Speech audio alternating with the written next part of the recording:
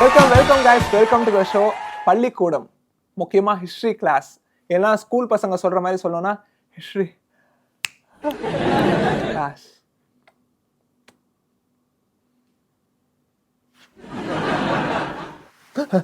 Sorry, சீசரை யார் கொண்டாங்க? Caesar I know சீசரை யார் கொண்டாங்க? சீசரை வந்து யார் கொண்டாங்க? கரிகால கட்டப்பா. 3 மாதத்துக்கு முன்னாடி பாஜக எம்பி அனுராக் தாக்கூர் ஒரு ஸ்கூல்ல ஸ்பீச் கொடுக்கும்போது ஒரு விஷயம் பண்ணிருக்காரு. என்ன பண்ணிருக்காருன்னு பாருங்க. விண்வெளிக்கு முதல்ல போன மனிதன் யாரு?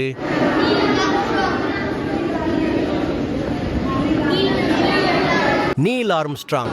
நான் லார்ட் ஹனுமான்னு நினைக்கிறேன். ஓகே, புரியுது. வந்து ஒரு ஜோக்கா தான் பண்ணிருக்காரு இதை. அதோட முக்கியமா ஒரு பேட் ஜோக் எக்ஸ்பர்ட் கிட்ட இருந்து ஒரு 2 டிப்ஸா நான் சொல்லணும்னு அவருக்கு ஆசைப்படுறேன். முதல்ல ஒரு பேட் ஜோக் அடிக்கிறீங்கன்னா அதுக்கு யாருமே சிரிக்கலன்னா அதுக்கு வந்து நீங்களே முதல்ல சிரிக்க கூடாது. ரெண்டாவது, சப்போஸ் நீங்க சொல்ற ஜோக் யாருமே சிரிக்கலன்னா நீங்க ஃபேக் லாஃப்டர் ஆட் பண்ணிக்கலாம். ஸ்பேஸ்க்கு முதல்ல போனது லார்ட் ஹனுமான் கிடையாது, லைக்கா அப்படின்ற ஒரு நாய்க்குட்டி தான். மாஸ்கோ நகரத்துல தெருவில் சுத்திக்கிட்டு இருந்த நாயை ஸ்பேஸ் ஷட்டல்ல போட்டு 9 வாட்டி உலகத்தை சுத்த வச்சிருக்காங்க. ஆனா இதுல சோகமான விஷயம் என்னன்னா 4 மணி நேரத்திலேயே சூடு தாங்காம அந்த நாய் வந்து இறந்து போயிடுச்சு. சர்ப்ரைசிங்கா சார்லி 777 படத்தோட ஒரிஜினல் கிளைமேக்ஸ் வந்து இதுதானா? ஆனா பட்ஜெட் கன்ஸ்ட்ரெயின்ஸ் காரணமா நாய் வந்து மலசரிவுல சாவற மாதிரி காட்டிட்டாங்க. It's a very interesting fact. Okay, Yuri Gagarin அப்படின்ற சோவியத் யூனியன் ஆஸ்ட்ரோனாட் தான் ஃபர்ஸ்ட் ஸ்பேஸ்க்கு போன ஒரு ஹியூமன் பீயிங். நான் சொன்னதுமே ஒரு மோசமான ஜோக் தான். ஆனா எம்பி அனுராக் தாக்கூர் சொன்ன ஜோக்கோட இது பரவாயில்லையா இருக்குல்ல?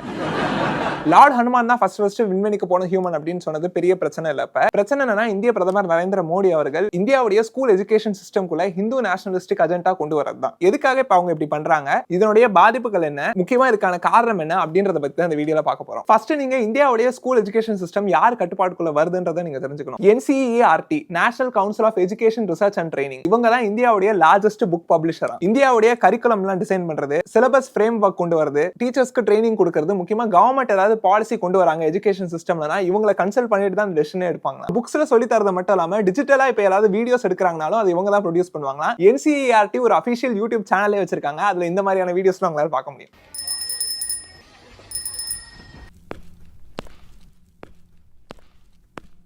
லீஜி பாருங்க, ஊரை சுத்துற ஆண்டி சரியான நேரத்துக்கு வந்துட்டாங்க. நமஸ்தே. உங்க பையில இன்னைக்கு என்ன கொண்டு வந்திருக்கீங்க? நண்பர்களே, இன்னைக்கு நான் என் பையில என்ன எழுத்து கொண்டு வந்திருக்கேன்னு பாக்குறீங்களா?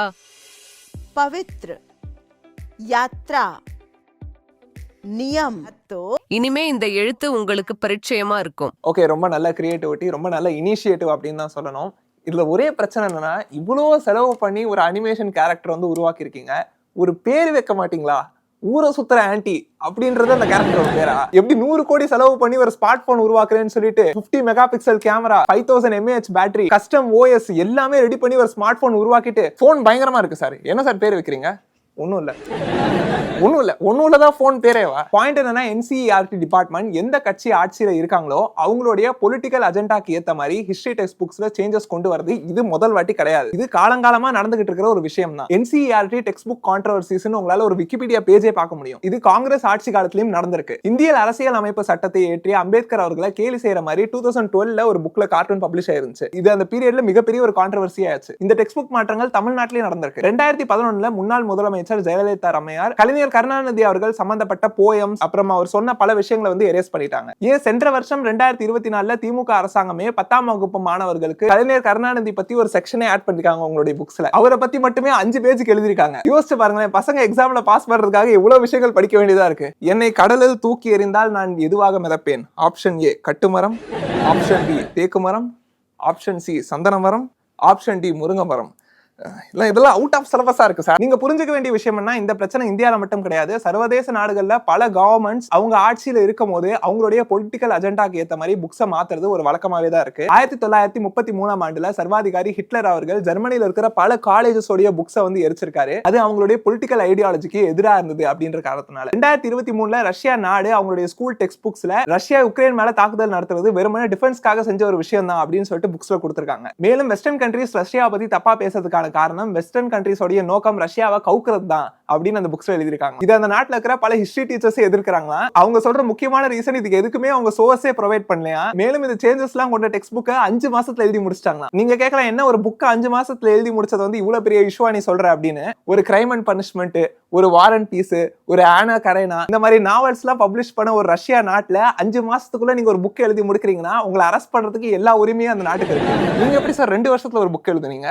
சார் நான் 2 வருஷமா உட்காந்து எழுதுனேன் சார். 2 வருஷம்லாம் பத்தாருங்க, நீங்க ஒரு 15 வருஷம் உட்காந்து எழுதுங்க, அப்புறம் உங்க பேர பையன்லாம் வந்து படிப்பான் அந்த புக்கை. இந்தியால பிரதமர் மோடி அவர்களுடைய ஆட்சி காலத்துல இது ரொம்ப அளவுக்கு அதிகமா இருக்கு அப்படின்றது தான் பிரச்சனையா இருக்கு. ஏன்னா இது அவங்களுடைய பொலிட்டிக்கல் அஜெண்டால முன்னாடியில இருந்தே இருந்திருக்கு. 1977 ஜனதா கட்சி ஆட்சியில வந்த போதும் 2000 அப்ப பாஜக ஆட்சியில வந்த போதும் அவங்க ஸ்கூல் ஹிஸ்டரி டெக்ஸ்ட் புக்ஸை மாத்தி எழுத ட்ரை பண்ணிருக்காங்க. ஏன்ஷியன்ட் இந்தியால பீஃப் சாப்பிட்டிருக்காங்க அப்படின்றத ரிமூவ் பண்ணதும், இந்தியால ஃபார்மேஷன் ஆஃப் காஸ்ட் சிஸ்டம் அப்படின்ற சாப்டரை டெலிட் பண்ணது ரொம்ப முக்கியமான விஷயமா சொல்லப்படுது. ஸ்கூல் சிலபஸ்ல மட்டும் இதை ஈஸியா டெலிட் பண்ணிருங்க, பாலிடிக்ஸ் சிலபஸ்ல மட்டும் அப்டேட் பண்ணிக்கிட்டே இருங்க ஒவ்வொரு வருஷம். இதை எதிர்த்து அப்பவே பல ஹிஸ்டாரியன்ஸ் ப்ரொடெஸ்ட் பண்ணிருக்காங்க. ஏன்னா அவங்க ஹிஸ்டரி கண்டென்ட் எடுக்கிறது மட்டும் இல்லாம பல இன்னக்யூரேட்டான ஃபேக்ட்ஸையும் ஆட் பண்ணிருக்காங்க. ஃபர்ஸ்ட் ராமாயணா பீரியட்ல இருந்து இந்தியாவுக்கும் ஸ்ரீலங்காக்கும் தொடர்பு இருக்குன்னு சொன்னதும், ரெண்டாவது பிரிவினவாதிகளா இருந்தவங்க ஹிந்து கல்ச்சரை காப்பாத்துறதுக்காக வந்தவங்க, அதுக்காக தான் அவங்க ட்ரை பண்ணாங்கன்னு சொன்னதும், மூணாவது நியோலித்திக் டைம்ஸ்லயே இந்தியால சிவிலைசேஷன் ஃபார்ம் இருக்குன்னு சொன்னதும் மிகப்பெரிய ஒரு இன்னக்யூரேட் ஃபேக்ட்ஸா பார்க்கப்பட்டுச்சு. அதோட முக்கியமா நியோலித்திக் டைம்ஸ்ல இந்தியால சிவிலைசேஷன் ஃபார்ம் இருந்துச்சுன்னா பிரிட்டிஷ்காரங்க இந்தியா கப்பலை வந்து இறங்கும் போது காந்தி LAK படத்துல வர ட்ரெய்லர் மாதிரி ஹை ப்ரோ கப்பல் எல்லாம் வந்து இறங்குறீங்க சொல்லியிருந்தா நாங்க ஃபிளைட் புக் பண்ணிருப்போமே, அந்த அளவுல நம்ம இருந்திருப்போம். ஆனா 1977 ஜனதா கட்சி ஆட்சி கவிழ்ந்ததும் 2000 பாஜக வலுவில்லாத ஒரு கட்சியா இருந்த காரணத்தினால அப்ப அவங்க கொண்டு வரணும்னு நினைச்ச சேஞ்சஸ் எல்லாமே கொண்டு வர முடியாம போயிடுச்சு. அப்ப எங்க விட்டாங்களோ அதே 2014 திருப்பி ஆட்சிக்கு வந்ததுக்கு அப்புறமா செய்ய ஆரம்பிச்சிட்டாங்க. உதாரணத்துக்கு உத்தரப்பிரதேச பாருங்க. இன்னைக்கு இந்த பள்ளி மாணவர்களுக்கு ஒரு பரீட்சை. 100 கேள்விகள் ஹிந்து கலாச்சாரம் பற்றி கேட்கப்படும். இந்த பரீட்சைக்கு மாணவர்கள் சிலபஸ் இல்லை, இதை கண்காணிக்கிறவர் ஒரு ஆசிரியரும் இல்லை. நாம் இந்தியர்கள் அனைவரும் நம் கலாச்சாரத்தை விட்டு விலகிக் கொண்டிருக்கிறோம். அதனால்தான் இந்த பரீட்சை மாணவர்களுக்கு மிகவும் முக்கியமானது. இந்தியாவில் பகவான் பிரம்மாவின் கோவில் எங்கே இருக்கிறது? ஹிந்து காலண்டர் எப்பொழுது தொடங்குகிறது? நம்பர் 1 லார்ட் பிரம்மாவுடைய டெம்பிள் எங்க இருக்குன்னு கேட்டிருக்காங்க. ரெண்டாவது ஹிந்து கேலண்டர் எப்ப ஆரம்பிக்குது அப்படின்னு கேட்டிருக்காங்க. நீங்க குழந்தைங்களை பத்தி முக்கியமா ஒரு விஷயம் புரிஞ்சுக்கணும்னு நினைக்கிறேன். கோவில் எங்க இருக்கு அப்படின்னு சொல்லிட்டு எக்ஸாம் டேல கேட்டா எந்த குழந்தைக்குமே பதில் தெரியாது. ரிசல்ட் டே அன்னைக்கு நீங்க கேட்டு பாருங்க, எல்லாரும் கரெக்டா பதில் சொல்லுவாங்க. பிரம்மர் கோவில் ராஜஸ்தான்ல இருக்கு, உனக்கு எப்படி தெரியும்? அன்னைக்கு அங்கதான் சார் இருந்தேன்.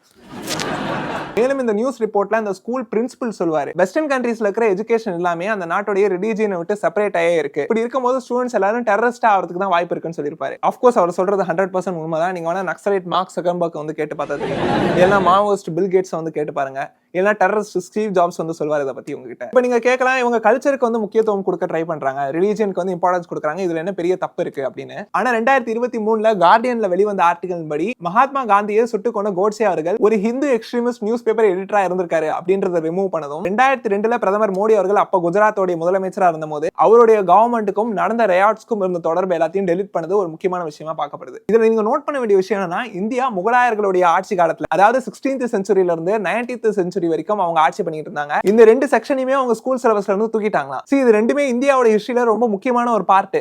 உங்களுக்கு பிடிக்கல அப்படின்னு சொல்லிட்டு கட் பண்ணிட்டு அப்படியே தூக்க முடியாது. இது ஸ்கூல் சிலபஸ். பாகுபலி இது எபிக் ஃபிலிம் கிடையாது சார். தமிழை மொத்தமா தூக்கிட்டாங்க சார். ஏன் முதல் படத்திலே உங்களுக்கு ஸ்பேஸ் கொடுத்தாங்க. கரெக்ட்டா. சோ இப்போ அவங்க இருக்கிறதை எடுத்துட்டு இப்போ எப்படி மாத்தி எழுதுறாங்கன்னு பாருங்க. இந்த புத்தகத்தின் பெயர் கௌரவ் காதா. இதை 4ஆம் வகுப்பு மாணவர்களுக்கு எழுதியிருக்காங்க. முஸ்லிம் மன்னர்கள் எங்கு போனாலும் கையில் கத்தியுடன் சென்றனர். அவர்கள் வழியில் இருக்கும் அனைத்தையும் அழித்தனர். கோவில்கள், கல்லூரிகள், நூலகம் அனைத்தையும் அழித்தனர். பெண்கள் பாதிக்கப்பட்டனர். அவர்கள் இருக்கும் பொழுது ஈவு இரக்கம் முற்றிலும் இல்லை. Okay, first of all 4th standard பையனுக்கு சொல்லி தர ஒரு விஷயம் கிடையாது. அதோட முக்கியமா நீங்க 4th ஸ்டாண்டர்ட் வரைக்கும் இறங்கறதுக்கு ரெடி ஆயிட்டீங்கன்னா ஃபர்ஸ்ட் ஸ்டாண்டர்ட் டைரக்டா போயிட வேண்டியதானே. 4 பேர் நீங்க கிண்டர் கார்டன் ரைம்ஸ்ல கூட இதை பார்க்க முடியும்னு நினைக்கிறேன். Twinkle twinkle little star, Mughals were the killers all, how they invaded India, they know how to murder all. நல்லவேளை Akbar and Birbal the great serial killers of India அப்படின்னு சொல்லிட்டு ஒரு புக் ரிலீஸ் பண்ணாங்க. அது வரைக்கும் சந்தோஷம். இதுல நீங்க நோட் பண்ண வேண்டிய விஷயம் என்னன்னா, அவங்க எதையுமே இது மறைமுகமா பண்ணல. அவங்க ரொம்ப ஓப்பனாவே இதை பத்தி பேசுறாங்க. 2019 ஹோம் மினிஸ்டர் அமித்ஷா அவர்கள் நம்மளுடைய ஹிஸ்டரியை ரீரைட் பண்றது நம்மளுடைய ரெஸ்பான்சிபிலிட்டி தான் அப்படின்னு சொல்லிட்டு ஒரு பேட்டி கொடுத்திருக்காரு. ஏன் பிரதமர் மோடி அவர்களே இதை குறித்து ஓப்பனா பேசியிருக்காங்க பாருங்க. நம்ம நாட்டுக்கு சுதந்திரம் கிடைச்ச பிறகு கூட நம்ம மக்கள் படிக்கும் வரலாறு எல்லாமே நம்மை அடிமைப்படுத்தியவர்கள் உருவாக்கிய போலியான கதைகள்தான். எந்த அளவுக்கு இது ஒரு மோசமான விஷயமா இருக்கு பாருங்களேன். தப்பான ஹிஸ்டரி ஃபேக்ட்ஸ் கொடுக்கணும்னு ட்ரை பண்றவங்களே ஹிஸ்டரி எவ்வளவு தப்பா இருக்குன்னு சொல்லிட்டு கிளைம் பண்றாங்க. இப்ப நடிகர் மொட்ட ராஜேந்திரன் சார் வந்து ஒரு ஸ்டேஜ் ஸ்பீச் வந்து கொடுக்குறாங்க. முடி வந்து நீங்க எப்படி கரெக்டா வளர்க்கணும், முடி வளர்க்கறதுக்கு என்னென்ன டிப்ஸ்லாம் நீங்க ஃபாலோ பண்ணணும் அப்படின்னு கொடுக்கறதுக்கு இது சமம். சார் உங்க பேர்லயே மொட்ட ராஜேந்திரன் இருக்கு சார், அதுக்காக கொடுக்க கூடாதா? சப்போஸ் இந்த விஷயத்தை நீங்க ஃபர்ஸ்ட் டைம் கேள்வி பண்றீங்கன்னா உங்களுக்கு சில கேள்விகள்லாம் இப்போ வரலாம். எதுக்காக இந்த சேஞ்சஸ்லாம் இவங்க கொண்டு வராங்க, அதுக்கான பதில் என்னன்னு பாருங்க. இந்தியாவில் இன்னும் பலர் இதே மனநிலையில் தான் இருக்கிறார்கள். முகலாய மன்னர்களுக்கு ஒரே ஒரு குறிக்கோள் தான் இருந்தது, நம்ம நாட்டை கொள்ளையடிக்கணும் அப்படின்றதுதான். முகலாயர்கள் பல முக்கியமான பொக்கிஷங்களை கொள்ளையடிச்சாங்க, பெண்கள் பாதிக்கப்பட்டாங்க. நம்ம எதுக்காக அக்பர் பாபர் பத்தி எல்லாம் படிக்கணும்? அவங்க யாரு? இந்த மாற்றம் அனைத்தும் வரவேற்கத்தக்கதுதான். ஆமா, இந்தியால இன்னும் பலர் முகலாயர்களுடைய ஆட்சி காலத்தை வெறுக்கிறாங்க. முகலாய மன்னர்கள் இந்தியாவை 700 வருடங்களா ஆட்சி செஞ்சிருக்காங்க. 1200 இருந்து 18ஆம் நூற்றாண்டு வரைக்கும், அதாவது ஆங்கிலேயர்கள் இந்தியால ஆட்சி பிடிக்கிற வரைக்கும் முகலாய மன்னர்களுடைய ஆட்சி காலம் தான் இருந்திருக்கு. சோ இந்த பீரியட்ல பல இந்து கோயில்கள் வந்து இடிக்கப்பட்டிருக்கு, பல பேரை வந்து ஃபோர்ஸ்ட் கன்வர்ஷன்ஸ் நடத்தப்பட்டிருக்கு. அக்பர் மன்னரா இருந்த போது இந்த விஷயங்கள் நடக்கல, அவர் வந்து ஒரு மத சார்பற்ற ஒரு மன்னரா தான் இருந்தாரு. ஆனா அதுக்கப்புறம் வந்து அவுரங்கசீப் அவர்களுடைய ஆட்சி காலத்திலயும் பல விஷயங்கள் நடந்திருக்கு. இது எல்லாமே ரொம்ப சோகமான ஒரு பாஸ் தான். ஆனா நீங்க புரிஞ்சுக்க வேண்டிய ஒரு விஷயம் என்னன்னா, முகலாயர்கள் இந்தியாவை இன்வைட் பண்றதுக்கு முன்னாடி நம்ம எல்லாருமே இங்க ஒற்றுமையாவும் சந்தோஷமாவும் இருந்தோமா அப்படின்னு நீங்க கேட்டீங்கன்னா இல்ல அப்படின்றது தான் அதோட பதில். முகலாய மன்னர்கள் இந்தியாவை இன்வைட் பண்றதுக்கு முன்னாடியும் இந்தியாவில டிஸ்கிரிமினேஷன் இருந்திருக்கு, காஸ்ட் பேஸ்ட் டிஸ்கிரிமினேஷன் இருந்திருக்கு. அதோட முக்கியமா சென்ற வருஷம் டிப்ளமேட்ல வெளிவந்த ஆர்டிகலை வச்சு பார்க்கும்போது இந்து மன்னர்களும் பலர் கோயிலை இடிச்சிருக்காங்க. தமிழ்நாடு, பெங்கால், காஷ்மீர், ஒடிசா, மேலும் பல மாநிலங்கள்ல இது நடந்திருக்கு. காஞ்சிபுரத்துல பல்லவர்கள், மதுரையில பாண்டியர்கள் கோயில்கள் இடிச்சிருக்காங்க. இந்த ஆர்டிகல்ல அவங்க சொல்ற விஷயம் என்னன்னா, கோவில் இடிக்கிறது அப்படின்றது மதம் சார்ந்த ஒரு விஷயம் கிடையாது, இது வந்து பாலிடிக்ஸ் பேஸ்ட் ஒரு விஷயம். குறிப்பிட்ட பகுதியில் அவங்களுடைய ஆட்சி வந்துருச்சு அப்படின்ற டாமினன்ஸை காட்டுறதுக்காக செய்யற ஒரு ஆக்டிவிட்டியா பார்க்கப்பட்டுச்சு. இது வந்து நாங்க ஜஸ்டிஃபை பண்றதுக்காக சொல்ல வரல. இந்தியால முகலாயர்களுடைய ஆட்சி காலத்துக்கு முன்னாடி எல்லாரும் ஒற்றுமையா இருந்தோம், சந்தோஷமா இருந்தோம் அப்படின்னு சொல்லிட்டு கிளைம் பண்ண ட்ரை பண்றது அக்யூரேட்டா இல்லாத ஒரு விஷயம் தான் சொல்ல வர. அதோட முகலாயர்கள் எல்லாருமே கொள்ளடிக்கிறதுக்காக தான் வந்திருக்காங்க அப்படின்னு அந்த வீடியோல சொல்றதை உங்களால பார்க்க முடியும். 200 வருஷத்திலேயே ஒரு நாடை காலனைஸ் பண்ணி இருக்கிற எல்லா வெல்த்தையும் எடுத்துட்டு போன ஆங்கிலேயர்கள் ஒரு நாட்டுல இருந்த போது முகலாயர்கள் தான் கொள்ளடிக்க வந்திருக்காங்க அப்படின்னு சொல்லிட்டு கிளைம் பண்றது உங்க பைக்கை திருட்டு போனவனை விட்டுட்டு ஹெல்மெட்டை திருடு வந்தவனை புடிச்சு சண்டை போறதுக்கு சமம். நீ எப்பறம் ஹெல்மெட் எடுக்கலாம்? டே, அவன் பைக்கை திருட்டு போயிட்டான்டா, பைக் போனா போதும், நீ எப்பறம் ஹெல்மெட் எடுக்கலாம்?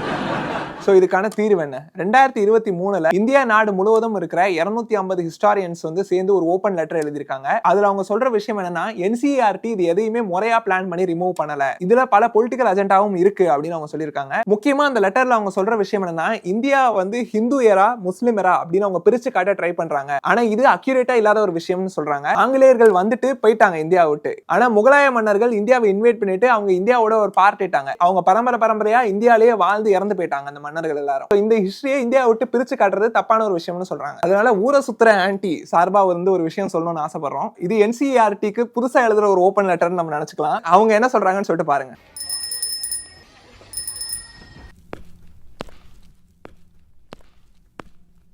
பாருங்க, ஊரை சுத்துற ஆன்டி கரெக்டான டைமுக்கு வந்துட்டாங்க. அடிங்க, யார பார்த்து ஊரை சுத்துற ஆண்டின்ற? அடிச்சு உன் வாயை உடைச்சிடுவேன் பாத்துக்கோ. சாரி தெரியாம சொல்லிட்டேன். இன்னைக்கு உங்க பையில என்ன கொண்டு வந்திருக்கீங்கன்னு சொல்லுங்க. இன்னைக்கு நாம NCERT எதையெல்லாம் மீண்டும் அவங்க ஸ்கூல் சிலபஸ்ல ஆட் பண்ணணும்னு பார்க்க போறோம். Number 1, formation of caste system. Number 2, 2002 communal riots in Gujarat. Number 3, Gandhi was shot by a Hindu extremist newspaper editor.